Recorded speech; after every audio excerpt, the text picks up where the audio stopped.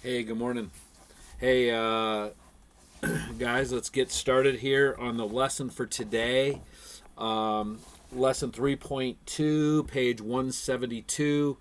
Let's just get started on it. We're looking at log functions. So get to page 172 and we'll run through the first four examples. That's what we're going to work on today, and then next week we'll get into some graphing issues. So let's take a look at log functions here, page 172. Okay, we have logarithmic function. Basically, what a log function is when we don't have the exponent, we don't have the power. It's how we can find the power of in the exponent. So here we have something that's a logarithmic function. Okay, log b, that's my base of x equals y. What this basically says is if I have a base of b and I have a value here, what exponent or power do I need to raise this to get this value here? Okay, so when we write it in logarithmic function, we can rewrite that in exponential function. Okay, so we take the base here, we raise it to this power, and it equals my x value there. Okay, so log b to the x equals y. We rewrite it in exponential function here. So let's take a look at a couple of examples here. We have log 3 raised to the 81st. 3 to the 81 equals y. So we rewrite it in exponential function. 3 to the what power equals 81. Okay? And if we know that 3 to the what power equals 81, we could say 3, it equals 4. We also could rewrite 81 here and put the same base as 3. So we could rewrite 81 as 3 to the 4th power equals 3 to the y. When we have the same base here and the same base here, then we just end up with y equals 4. So my answer is 4. Okay? Second problem here, we have log 5. Square root of 5 equals y. So again, we start off with my base to write it in exponential form. 5 raised to the what power equals square root of 5. Well, when we have this in radical form, we can rewrite square root of 5 to the in rational form here, right?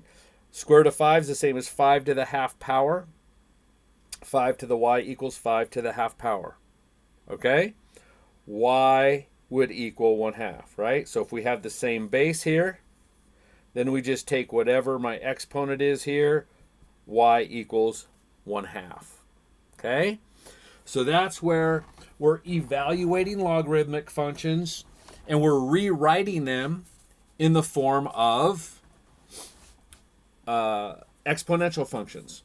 So let's take a look at a few examples here. And these are examples at the top of page 173. Okay, we're going to look at guided practice 1A through 1D. Okay, log of 8 to the 512. We rewrite that as 8 to the what power equals 512. Okay, so 8 to the what power equals 512. We could guess, we could say, okay, 8 to the second power is 64. 8 to the third power would be 512. So y would equal 3. We could also rewrite 512 as 8 to the what power? 8 to the third power equals 512. So we rewrote 512 as 8 to the third power. Therefore, y would equal 3. Okay? We also look here. Log 4, we rewrite this as 4 to the what power equals 4 to the 3.2. Okay? Y would equal 3.2. Okay, y would equal 3.2. Again, here we have our log, it's in logarithmic form. We're going to rewrite it here as 2 to the what power equals 1/32. Okay. We can rewrite this, right? We want to get the same base. We want to get the same base. 2 to the 5th power, that equals 2 to the 5th power. So now we have the same base.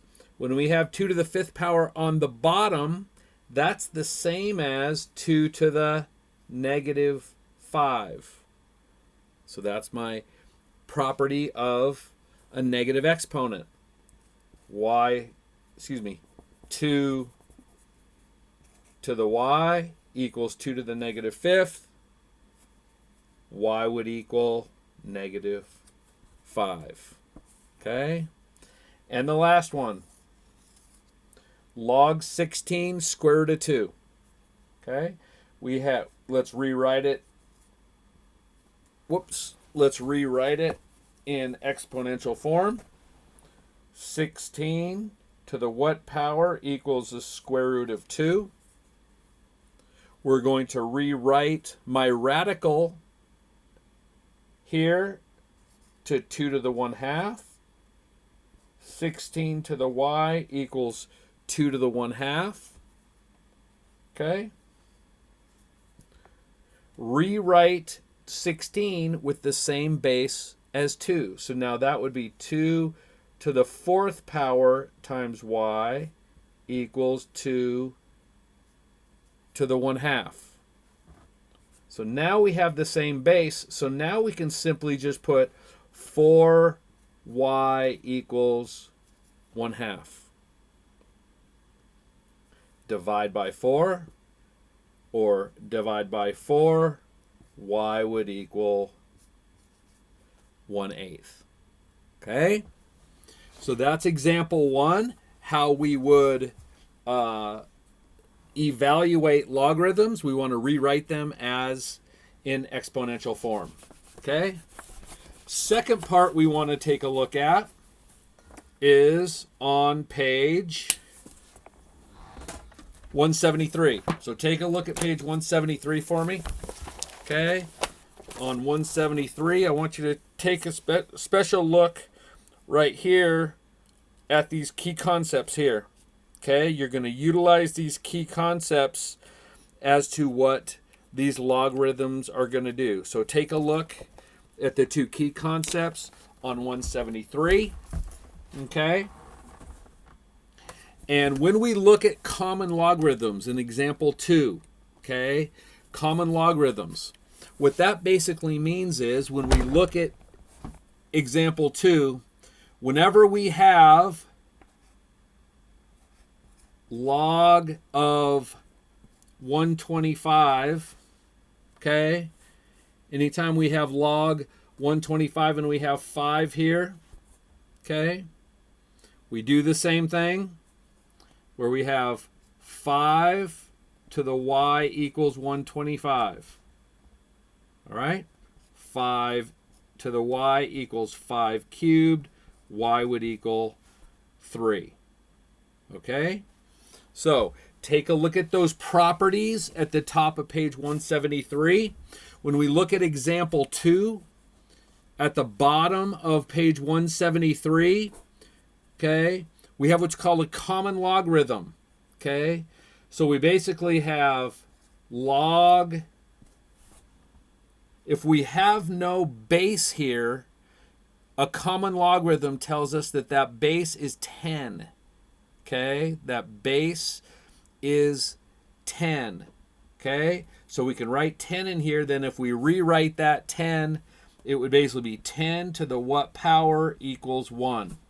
Well, we know that anything to the 0 power is going to be 1. Okay? So the common logarithm tells us that you are going to have a base of 10. Okay? Base of 10. So take a look at the bottom of page 173 at those basic properties of common logarithms at the bottom of page 173. All right, let's take a look at the top of page 174. Okay, top of page 174.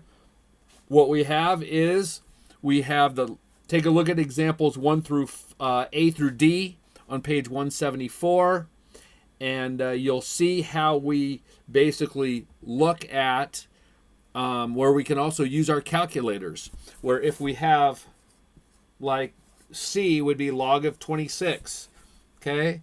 That basically saying 10 to the what power equals 26. Well, we know 10 to the first power equals 10. 10 to the second power equals 100. Okay? So 10 to the something power is going to equal 26. It's going to be between 1 and 2. So in your calculator, you can just put in log of 26, and you would come out with 1.42. Okay? So on some of these problems, you're going to put them actually into your calculator to get that decimal value. All right? Last thing, example 4. Okay, last thing, example 4, where we're talking about natural logarithms. Okay, so we've talked about common logarithms, which it has a base of 10. Natural logarithms is when we have a base of e, when we're talking about e. Okay, talking about e. Take a look at the key concept again at the bottom of 174. Okay, and look at those properties in terms of natural log. So E corresponds with the natural log. So if we have natural log of 1, that equals 0. Okay, because that basically means, just like on common logarithms, when we had log of 26, I'm assuming my base is 10. With a natural log, my base is e. So basically it says e to the what power equals 1. Well, we know that anything to the 0 power is going to equal 1. The second one is natural log of e. Okay? Well, we know that when we have a natural log, that's like saying my base is e. So it would be e to the what power equals e. Okay, well, that's e to the first power, so y would equal 1. Okay, next one would be natural log of e to the x. Right? Okay, so here we have natural log. That would be like saying e to the what power equals e to the x. Okay, that would be y equals x. So my, whatever this value is what my solution is going to be. Okay, so take a look at that key concept at the bottom of page 174. Your assignment's going to be the first 24 problems of this lesson. On Monday, we will look at graphing, and we'll do a few graphs on Monday. But until then, have a good weekend. Happy Easter, and give me a call if you have any questions. See ya.